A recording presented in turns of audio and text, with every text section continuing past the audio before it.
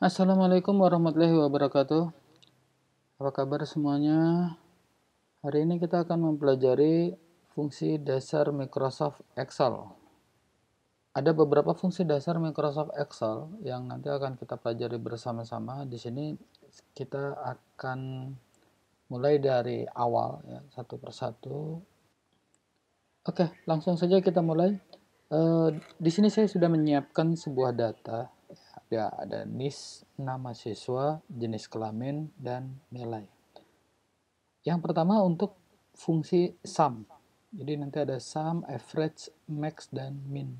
Sum itu untuk menghitung jumlah nilai. Nah, dari data yang ada, kita langsung saja untuk mengisi atau menentukan jumlah nilai siswa. Maka di sel E23 ini kita kasih rumus sama dengan sum.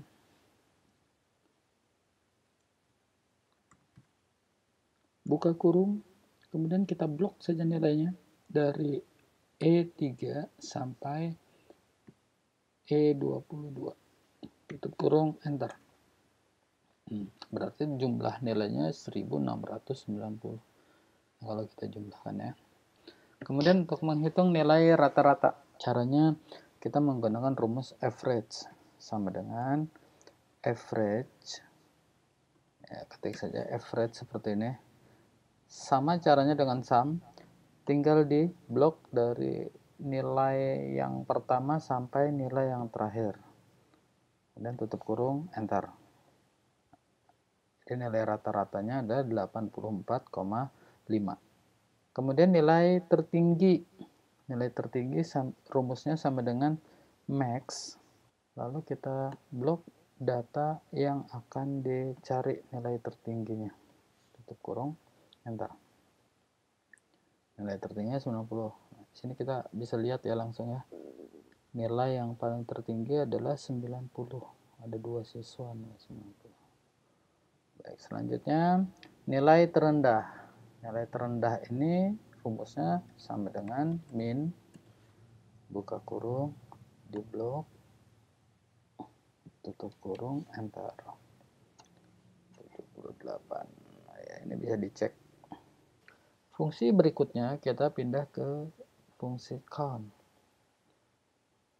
Fungsi count adalah untuk menghitung jumlah data. Jadi di sini ada data yang udah saya buat, saya siapkan ada data di sini. Kita belum tahu nih ada berapa jumlah siswanya. Maka menggunakan fungsi count, caranya sama dengan count, buka kurung, kita masukkan salah satu kolom.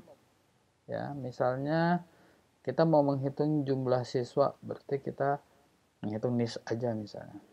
Bukan jumlah dari angka yang dia input, tapi jumlah datanya. Tutup kurung, enter. Berarti datanya ada 20 siswa di sini.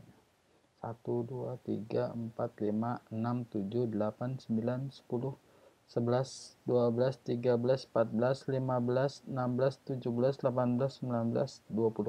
Gitu ya. Jadi kita menggunakan fungsi count dengan rumus sama dengan count B4.2 B23. Selanjutnya kita ke fungsi dasar berikutnya, yaitu fungsi count if. Fungsi count if ini tujuannya untuk menghitung jumlah siswa berdasarkan kriteria tertentu. Sebenarnya bukan hanya siswa ya, jadi tabelnya tergantung kondisi nanti yang mau kita hitung berdasarkan apa. Misalnya nanti di sini kita mau menghitung berdasarkan nilai siswa yang mendapatkan nilai 90. Bisa. Atau menghitung jumlah siswa yang mendapatkan nilai 78. Bisa. Ya. Oke, langsung saja kita ke fungsi COUNTIF. Jumlah siswa laki-laki sama dengan COUNTIF buka kurung, kita masukkan ranknya, rank yang akan dihitung. Jadi misalnya jenis kelamin. Kemudian titik koma. Untuk titik koma ini kita perhatikan komputer kita ya. Di sini bisa menggunakan titik koma, bisa menggunakan koma. Kalau komputer kita menunjukkan titik koma, kita pakai titik koma. Kalau pakai koma, berarti ikutin pakai koma gitu ya. Koma sekarang kriterianya. Kriterianya apa? Kriterianya misalnya laki-laki. Laki-laki. Nah, berarti jumlah siswa di sini yang laki-laki, yang berjenis kelamin laki-laki ada 5 orang. Nah, jumlah siswa yang berjenis kelamin perempuan ada berapa? Sama dengan count if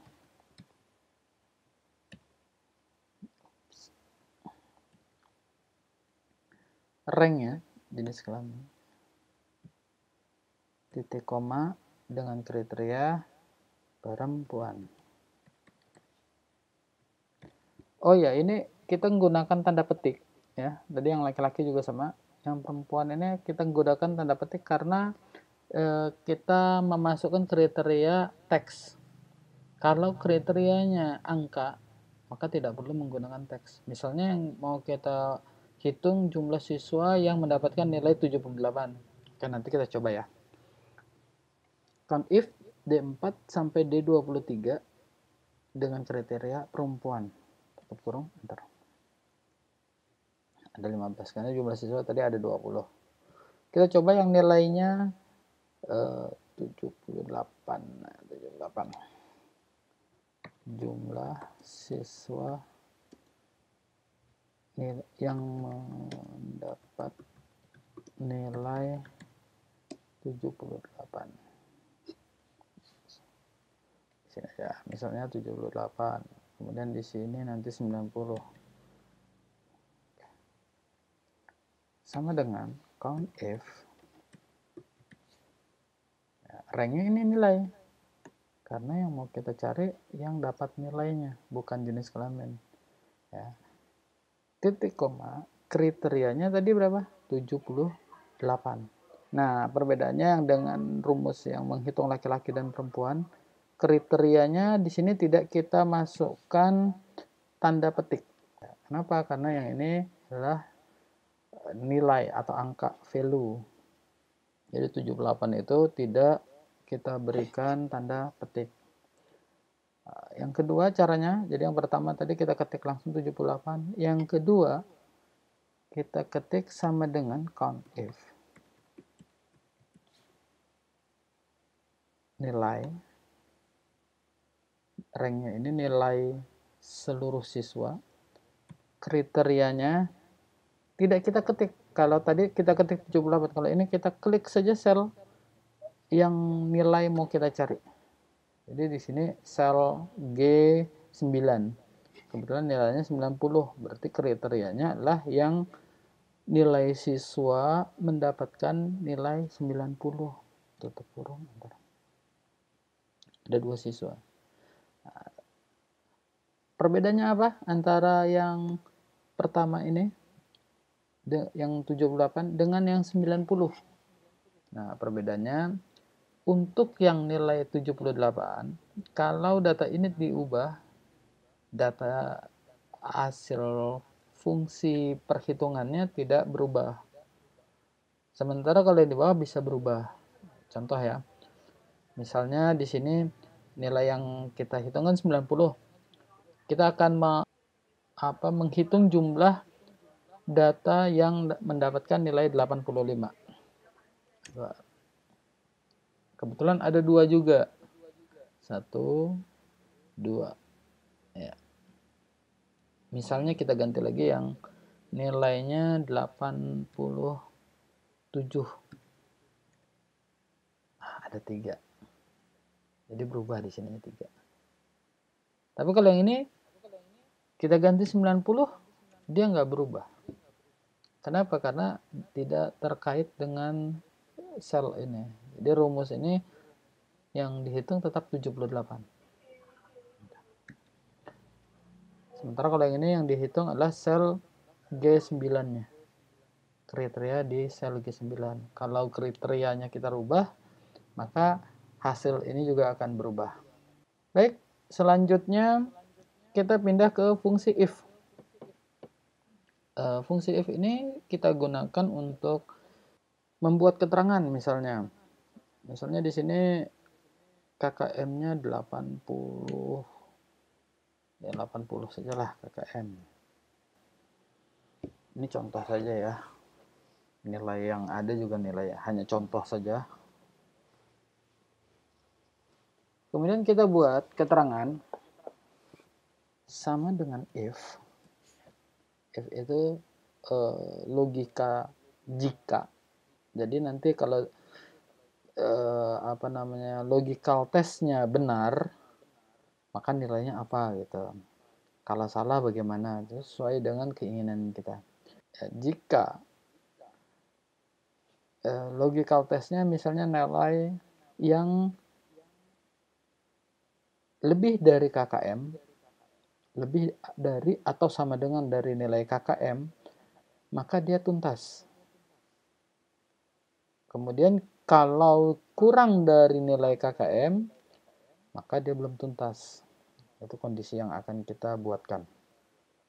Maka cara menuliskannya sama dengan if nilainya si siswa yang pertama ini,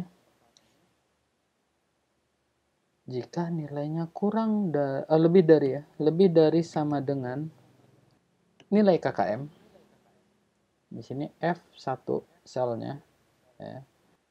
Kemudian titik koma ini untuk pemisah ya. Kita ke value if true, jadi bacanya jika sel nilai sel nilai ini, nilai yang pertama itu lebih dari sama dengan nilai KKM, maka apa tadi keterangannya? Lulus atau tuntas? Tuntas. Kemudian titik koma lagi, di sini ada value if false. Data nilai jika salah. Artinya jika nilai di sini kurang dari 80. Ya. Maka kita ketik belum tuntas. Oke, tutup kurung, enter. Nah, di sini nilai Adila Putri, ya, nilai data siswa yang pertama tuntas karena nilainya di atas KKM. Ini harusnya kita ada perubahan sedikit, tapi sebelumnya kita coba saja dulu ya tanpa perubahan. Kita copy ke bawah. Cara mengopinya, kita arahkan mouse ke tanda ini yang ada di sel ya, saya ulangi, di sel F4 itu ada titik di ujung kanan bawahnya, titik hitam. Ini tinggal di drag and drop, ya, drag and drop saja seperti ini. Oke.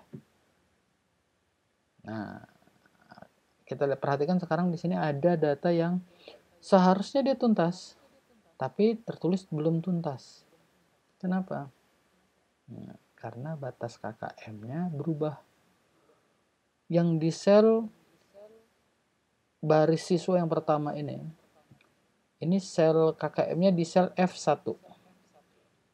Yang di sel siswa yang baris kedua, ini batas KKM-nya F2. Kemudian yang ini F3, F4. Berubah terus. Kenapa? Karena tadi waktu di copy ke bawah, ini nilai KKM-nya tidak kita kunci. Jadi waktu di copy ke bawah, dia ikut semuanya turun. Ya. Jadi F1, F2, F3, dan seterusnya. Maka bagaimana caranya kita mengunci sel F1 ini? Caranya kita edit ya. Kita edit, double klik saja di sel rumus yang kita buat ini. Arahkan pointer kita, kursor kita ini ke tulisan sel yang akan kita lihat. Ini F1 kan. Nah, kemudian kita tekan tombol F4. Tombol F4 pada keyboard, atau kita tulis manual $F $1. Nah, enter. Yang ini kita hapus dulu. Sekarang kita copy ke bawah lagi. Ini kan sudah diabsolutkan ya, atau dikunci. Copy lagi ke bawah. Oh ya, maaf, saya kasih tahu tadi. Tadi di sini langkah pertama kita kalau mau mengcopy, kita drag and drop titik ini. Tapi bisa juga kita double klik saja. Double klik saja sampai ke bawah langsung. Nah, perhatikan ada beberapa siswa yang tidak tuntas karena nilai KKM-nya di bawah 80. Nilai dia di bawah nilai KKM.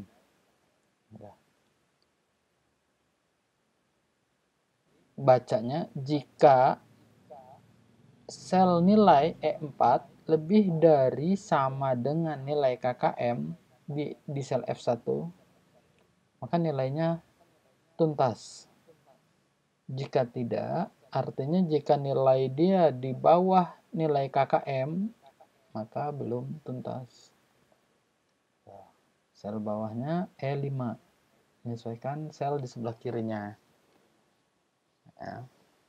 Data KKM-nya tetap F1 karena sudah dikunci, sudah diabsolutkan. Begitu seterusnya. Oke, untuk tanda ini bisa kita gunakan tanda macam-macam.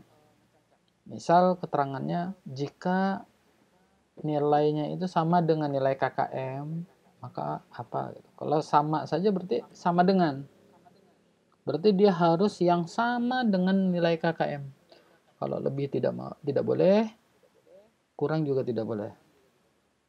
Kemudian kalau kurang dari, ini tandanya seperti ini.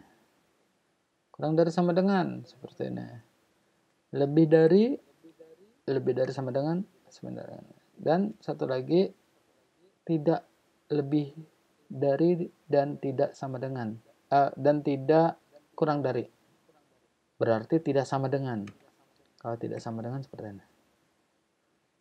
Ya, data yang nilainya tidak sama dengan KKM. Bacanya seperti itu. Tidak sama dengan itu lebih dari, kurang dari. Baik, kita kembalikan saja. Ini untuk untuk if ya, fungsi if. Selanjutnya untuk fungsi sum if. Perhatikan di sini ya. Kita akan menghitung nilai siswa yang berjenis kelamin laki-laki. Nilainya ya, kita hitung ya. Nilainya maka sama dengan sum if buka kurung, ranknya itu rank yang akan kita cari kriterianya. Jadi kalau kon tadi langsung ke kriterianya, rank kriteria. Kalau ini rank kriterianya. Jadi kriterianya kan nilai apa? Jenis kelamin siswa laki-laki, jenis kelaminnya ya kriterianya. Berarti di sini kriterianya. Perhatikan ya rumusnya. Sama dengan sum if, kriterianya, ranknya adalah jenis kelamin dengan kriteria laki-laki.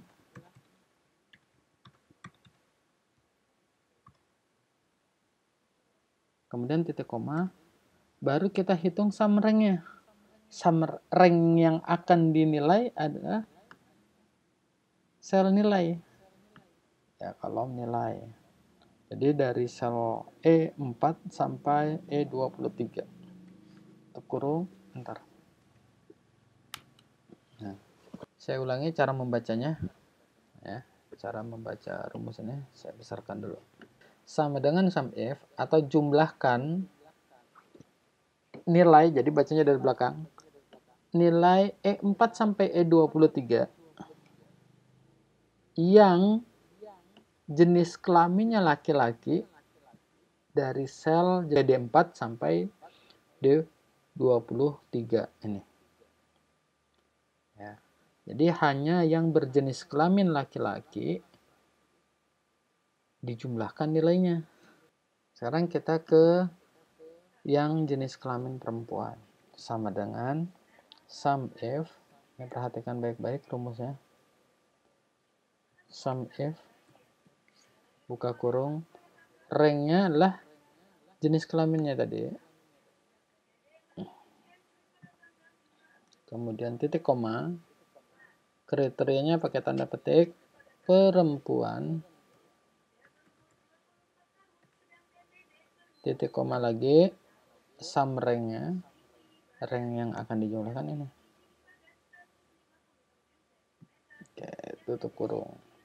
Bentar. Jadi jumlah nilai siswa perempuan 1260. Karena jumlah yang laki-laki dengan yang perempuan ini tadi laki-laki hanya 5 orang. Yang perempuan ada 15 orang, maka lebih banyak. Oke, itu untuk fungsi sum if. Selanjutnya kita ke fungsi proper, upper, dan lower. Baik, perhatikan di sini ada teks yang saya tulis SMK Negeri 7 Pontianak. Baik, sekarang kita gunakan fungsi proper. Untuk apa fungsi proper? Kita coba langsung aja ya, sama dengan proper, buka kurung, teksnya ini sel C2. Kita klik sel C2, tutup kurung, enter. Perhatikan perubahannya. Dari teks yang ada, maka setelah kita gunakan fungsi proper, huruf pertama dari setiap kata ya, dari setiap kata berubah menjadi huruf besar. Huruf pertamanya saja, jadi SMK itu S-nya besar, negeri N-nya besar, kalau 7 angka berarti nggak masalah. Pontianak P-nya jadi besar. Kita lihat sekarang upper, fungsinya apa? Sama dengan upper, ya, rumusnya sama, mirip dengan proper, tinggal rubah jadi upper. Buka kurung, sel C2, tutup kurung. Jadi sama dengan upper C2. Upper ini berarti fungsinya untuk membuat isi teks yang ada di sel yang dituju, hurufnya berubah menjadi huruf besar semua. Selanjutnya lower, sama dengan lower, buka kurung, lower, buka kurung, sel C2, tutup kurung, enter. Huruf, kalau lower hurufnya menjadi huruf kecil semua. Jadi meskipun di sini kita ubah huruf besar semua, menggunakan fungsi lower dia akan menjadi huruf kecil semua. Paham ya? Mudah ya. Kita lanjutkan ke fungsi left, mid, right, dan length. Baik, perhatikan baik-baik. Fungsi left, mid, dan right ini adalah fungsi untuk mengambil beberapa karakter dari sebuah teks. Kalau yang length itu berbeda lagi. Length itu fungsinya untuk menghitung jumlah huruf atau jumlah karakter. Baik, kita coba di sini left dari teks yang ada. Saya ingin mengambil 3 huruf saja di sebelah kiri dari ini. Jadi saya ambil SMK. Ya, 3 karakter. Maka caranya sama dengan left, buka kurung, teksnya itu sel C2. Titik koma. Tadi 6 karakter ini jumlah karakter yang mau kita ambil. Tadi ada berapa yang mau kita ambil? 3. Berarti tekan 3. Tutup kurung, enter. Ya, sama dengan left C2, yaitu sel C2 ini, titik koma 3. Jadi SMK hasilnya.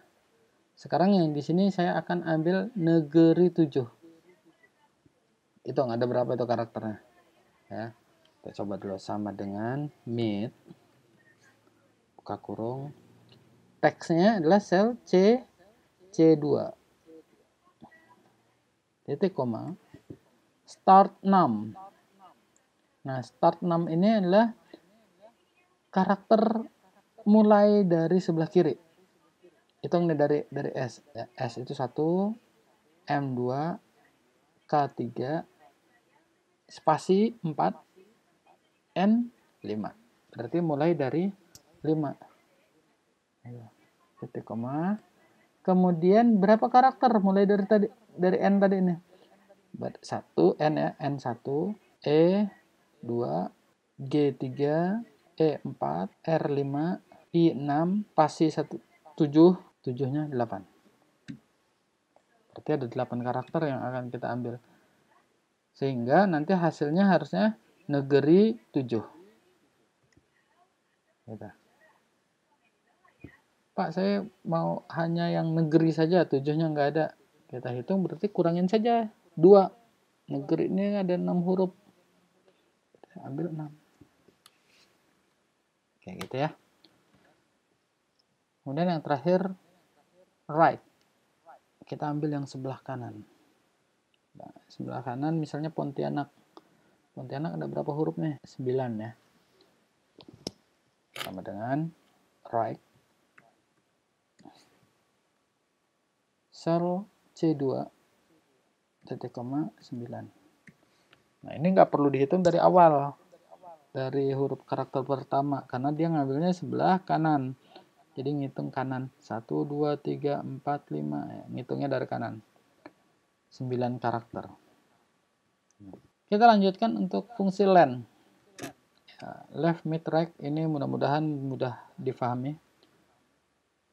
Untuk fungsi len itu fungsinya untuk menghitung jumlah karakter yang ada di teks terpilih atau yang sel yang dituju.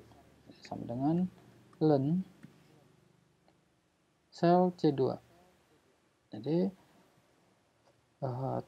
tulisan SMK Negeri 7 Pontianak ini ada berapa karakter sih? Jadi SMK 3, ya, negeri 6. Berapa tuh? 9. 27, 1, 10. Pontianak 9. Jadi 19. Harusnya ya 19. Tapi di sini ada tanda spasi. Maka spasi ini juga dihitung. 1, 2, 3. Jadi 19 tambah 3, 22. Gitu ya. Jadi SMK Negeri 7 Pontianak ini jumlah karakternya ada 22 karakter. Karakter teks yang dimasukkan. Bagaimana kalau seandainya di sel ini saya kasih spasi 1 kali di belakangnya? Waktu di enter tidak terlihat. Ya. Tapi perhatikan di sini len-nya ada 23.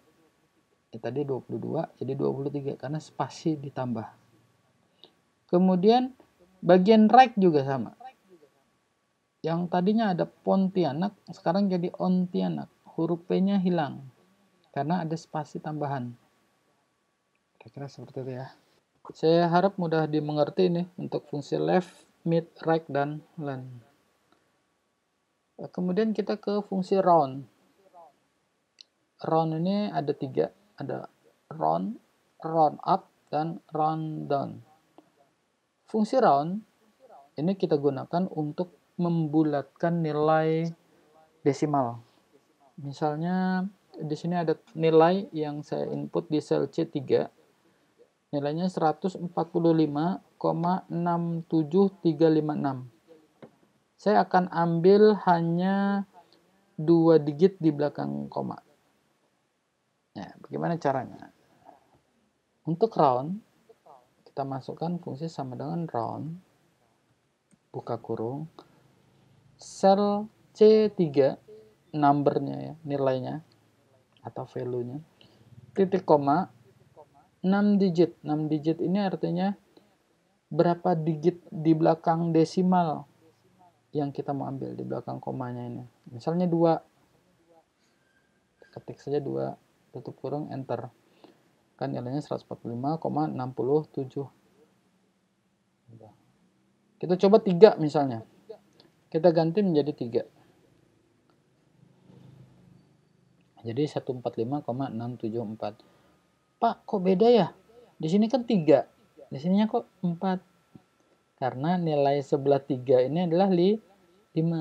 Jadi kalau dia 5 ke atas, dia akan melakukan pembulatan secara otomatis. Pembulatannya ke atas. Gitu. Sekarang kita coba lihat yang round up. Sama dengan round up. Round up. Buka kurung. Sel teksnya C3, titik koma 2 dulu. Tutup kurung, enter. Nah, perhatikan. Di round up 145,67356 diambil 2 digit desimal, berubah menjadi 0,68, bukan 0,67. Padahal belakangnya ini kan 3, kurang dari 5 gitu ya. Tapi untuk round up dia akan menaikkan 1 digit. Kalau round saja kita kembalikan yang ini jadi 2, sama ya. Kalau round saja dia hanya mengambil 2 digit desimal, tapi kalau sebelahnya ini lebih dari sama dengan 5, dia akan bulatkan ke atas. Untuk round. Untuk round up, berapapun nilai di sebelahnya, dia akan naikkan 1 digit.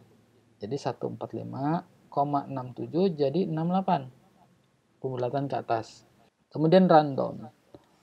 Sama dengan round down. Rundown. Sel C2, C3, titik koma 2. Kurang. Nah, rundown dia akan mengambil nilai seperti ini. 145,67 saja dari 67356. Kita coba yang 3 digitnya. Jadi dia tidak mengurangi ya. Tetap 673. Meskipun karakter setelahnya itu lebih dari 5. Lebih dari sama dengan 5. Dia tetap diambil pas sesuai dengan nilai yang diinput. Ini untuk rundown. Kalau untuk round up dia akan naikkan 1. Kalau round dia akan melakukan pembulatan secara otomatis. Artinya kalau nilainya lebih dari sama dengan 5, nilai sebelah kanannya, itu dia akan bulatkan ke atas. Ya, saya harap ini mudah dimengerti. Selanjutnya kita ke fungsi berikutnya, yaitu concatenate. Misalnya di sini ada sel B3, C3, D3, dan E3. Itu masing-masing ada data teks seperti ini. Ya. Di sel B3-nya SMK, sel C3 negeri, D3-nya 7, E3 Pontianak. Fungsi concatenate ini untuk menggabungkan teks-teks yang ada. Caranya bagaimana? Kita masukkan rumusnya sama dengan concatenate.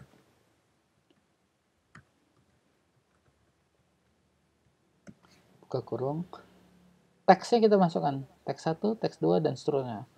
Jumlah teks yang kita masukkan terserah. Berapa banyak juga. SMK ya. Selnya teks 1. Itu sel B3. Teks 2-nya apa? Ini. Teks 3-nya ini. Teks 4-nya ini. Jadi nanti dia akan menggabungkan sel B3, C3, D3, E3 jadi 1. Kalau masih ada lagi, kita tambah lagi titik koma. Kemudian masukkan selnya atau karakter tulisan. Misalnya di sini ini kita coba dulu seperti ini ya. Ini hasilnya dari penggabungan. Tapi di sini kan tidak ada tanda spasinya, jarak antara masing-masing teks. Untuk memberikan jarak, ya caranya dari sel B3 titik koma kita kasih tanda petik, spasi, petik. titik koma lagi, habis itu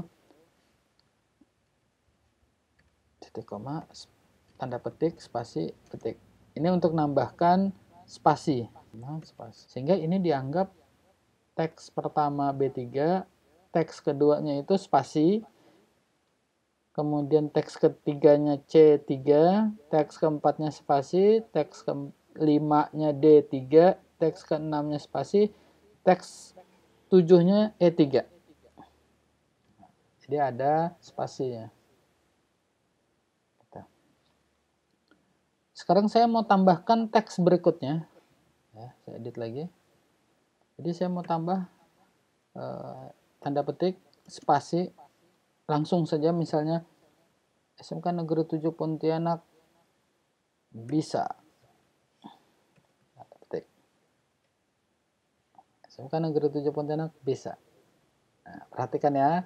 Di sini saya berikan tanda petik kemudian spasi. Langsung ketik bisa. Tanda petik lagi. Maka yang ditambah mulai dari spasinya. Spasi bisa. Ya, sehingga di sini ada jarak antara Pontianak dengan bisa. Kalau tidak ada spasinya di sini, ya, saya buang, dia langsung gabung jadi satu. Oke, kita undo. Itu ya, fungsi concatenate. Terakhir, ada dua fungsi lookup, yaitu HLOOKUP dan VLOOKUP. Apa itu HLOOKUP? Apa itu VLOOKUP?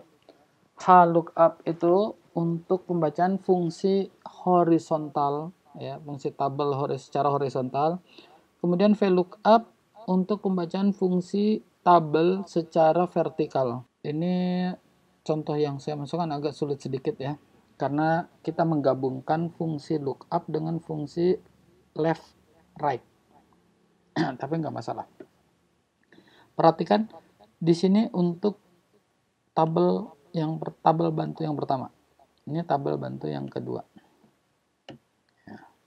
Untuk tabel bantu yang pertama, perhatikan dulu. Jika kodenya AVZ, maka jenis mobilnya Avanza. Biaya sewanya per hari 350.000. Innova, INV kodenya. Ya, biaya sewa per harinya 450.000. Dan seterusnya ke bawah ya, sampai Alphard. Sementara yang ini mirip ya, jenis mobil, kode jenis mobil biaya sewa. Kodenya AVZ itu untuk Avanza, INV untuk Innova, AYL itu untuk Ayla, dan seterusnya. Tapi perbedaannya kita cara menyusun tabelnya. Tabel yang seperti ini disusun secara vertikal. Kita coba masukkan rumusnya. Untuk jenis mobil, di sini jenis mobil berdasarkan kode hanya 3 huruf di kode.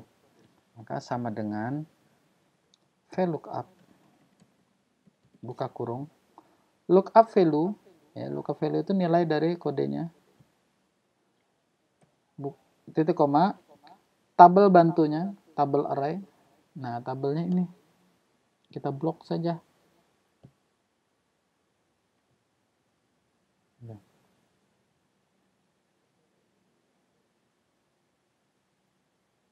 Titik koma lagi, kolom index number. Jadi untuk YRS ini kolom ke berapa? Kolom ke 2. Ya, jenis mobil itu kolom kedua. Ya, kolom pertamanya kode, kolom keduanya jenis mobil. Tutup kurung, enter. Ya, perhatikan sementara ya. Di sini ada kesalahan. YRS itu dibaca Alphard. Seharusnya YRS. Ya, bagaimana cara memperbaikinya? Caranya yang pertama, yang kita ambil kan seharusnya hanya 3 karakter sebelah kiri. Maka ini harus diedit. VLOOKUP, kiri itu left, sel E4, sebanyak 3 karakter. Baru titik koma. Nah, perhatikan rumusnya sama dengan VLOOKUP, baca tabel bantu secara vertikal. Ini tabel dibaca secara vertikal dari lookup value-nya left E4 3, sel E4, sel kode 3 karakter saja sebelah kiri, YRS. Kemudian tabel array-nya dari K17 sampai M21. Nah, K17 ini kita seharusnya gini, kita blok semua kemudian tekan tombol F4. Tapi manual juga boleh seperti ini. Kasih tanda dolar. Ya, jadi kalau kita blok kemudian kita tekan tombol F4, dia otomatis nih nanti ada dolarnya. Dolar K, dolar 17, dolar M, dolar 21. Ini fungsinya untuk membuat tabel bantu kita menjadi absolut atau terkunci. Jadi kalau kita copy ke bawah, tabel bantunya nggak berubah. Ntar, ini nyaris. Sekarang kita copy ke bawah. Nah, di sini perhatikan ada yang salah lagi. Untuk Ayla harusnya di sini INV kan Innova, bukan Ayla. Yang AYL ini benar Ayla di sini. Kemudian ALD jadi crash N per A. Nah, apa kesalahannya nih? Ya, kesalahannya data tabel yang ada ini tidak tersusun secara ascending.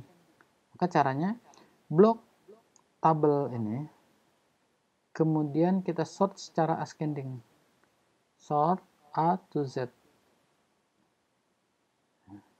Dia akan nyusun dari kode secara ascending, yaitu dari A sampai Z berurutan. Otomatis data ini juga jadi benar. Yaris, Innova, Ayla, Alphard. Jadi tabel bantu untuk vertikal, ini kan VLOOKUP ya, secara vertikal. Nyusun tabelnya itu secara vertikal dari atas ke bawah. Ini harus disusun secara ascending. Ya, kodenya bersusun secara ascending. Selanjutnya harga sewa per hari. Ini rumusnya sama dengan seperti ini. Ya, sama, hanya kolomnya jadi kolom, kita geser aja, drag and drop. Ya. Di sini selnya E4. E4. Jadi sel E4, kolomnya kolom ketiga. Karena harga sewa per hari di kolom ketiga di sini. 1, 2, 3. Nah, ntar. Nah, ini sudah ada. Kita pakai yang ini saja.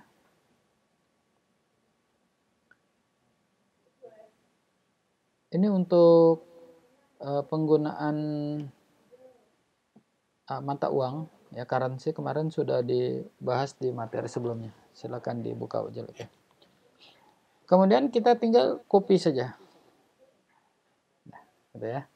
Mudah sekali. Kemudian lama sewa. Lama sewa ini kita menggunakan rumus sama dengan right, buka kurung, ini 1. Oh, ada yang 1, ada yang 2. Berarti kita tulis 2. Bentar. Jadi ya. Sama dengan total itu harga sewa per hari dikali lamanya sewa. Seperti ini. Biaya sewanya seperti ini. Mudah ya? Oke. Ini kalau ada komputer kalian yang nggak bisa di total, hasilnya crash value, maka ini kita kasih sama dengan value, buka kurung, seperti ini. Nah, kalau value, kita tambah value di sebelah kirinya, maka dia menjadi nilai. Ya, perhatikan perbedaannya, yang tidak pakai value itu posisinya di sebelah kiri. Mungkin ada Excel lama yang nggak mau dia kalau tanpa value, jadi dianggap sebagai teks. Mudah-mudahan kawan-kawan semua juga bisa memahami ini ya. Oke, selesai ini yang menggunakan fungsi VLOOKUP. Bagaimana yang fungsi HLOOKUP?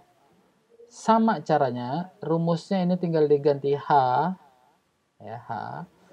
Kemudian data tabel bantunya yang K17 itu kita rubah tabel bantu ini dari sini sampai sini. Oke, gitu ya. Kemudian untuk kolom index number itu kita ganti menjadi, bukan ganti, dia akan berubah menjadi round index number. Kalau susunannya itu urutannya sama, kode jenis mobil biaya. Kode jenis mobil biaya sama, berarti yang kode ini di sini kolom pertama, di sini kan baris pertama, ya sama ya. Jenis mobilnya ini kolom kedua, ini baris kedua. Biaya sewa ini kolom ketiga, ini baris ketiga, sama, berarti nggak jadi masalah. Jadi tinggal dirubah ininya H, dan tabel bantunya kita ubah jadi tabel bantu yang ini di blok. Hasilnya akan sama nih. Ya, silakan dipraktekkan saja sendiri nanti. Ini untuk filenya kalian bisa minta ke saya, tulis saja di kolom komentar, nanti akan saya kirim. Yang minta aja deh. Nah, oke. Itu saja hari ini. Saya akhiri. Assalamualaikum warahmatullahi wabarakatuh.